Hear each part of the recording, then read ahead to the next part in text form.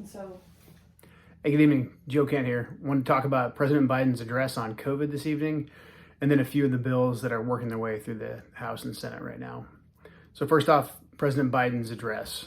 The biggest takeaway that I got is that the goalposts of when we can return to normalcy or when the government will give us our freedom back are continually moving. So President Biden picked the arbitrary date of the 4th of July with the heavy caveat that the day could change based on conditions, and the vaccine might not do the full trick, and the virus itself might morph. So it's pretty transparent that they're going to, at some point, say, hey, we need to continue the lockdowns.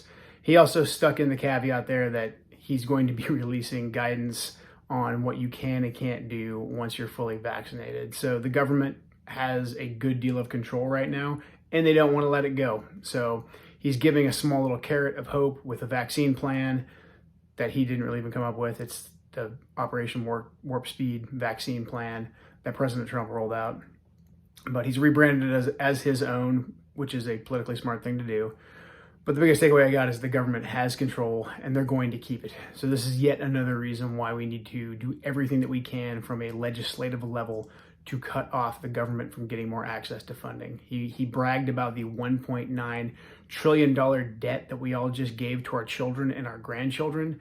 I don't think that's anything to brag about. I think that's an absolute travesty. So we cannot continue to pass bills like that. The national debt is already a massive problem that we're just kicking down the road for the next generation.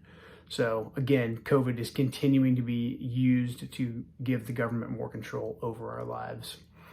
Next thing I want to talk about is H.R. 8 and H.R. 1446. Both are radical pieces of gun control, as they call it, but they're really both just intrusions on and infringements of the Second Amendment. So both of them have a lot to do with background checks and how long background checks can take. So how long you can be denied your Second Amendment right, and a right that is denied is just completely and totally unconstitutional.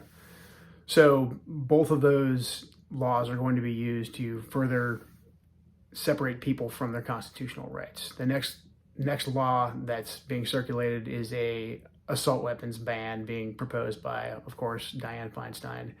So assault weapons are technically not even a genre of firearm. They're labeling everything that's not a bolt action rifle as an assault rifle, and they're attempting to ban them. There's a program in there for weapons buyback, and all kinds of other radical pieces of legislation that are intended to disarm Americans. So the Biden administration and the left continue their nonstop desire to grab power, lock down Americans, disarm us, and keep us separated from our families, from our jobs, and our places of worship.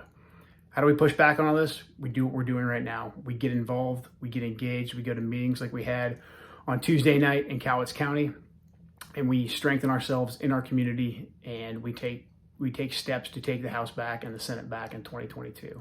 So that's why I'm doing what I'm doing. If you want to help me do it, if you want to know information about where I stand on all the issues, please go to joekentforcongress.com. All my issues are laid out on that page. There's a way for you to communicate with me. And if you can, I'd really appreciate your donation. Thank you. Good night.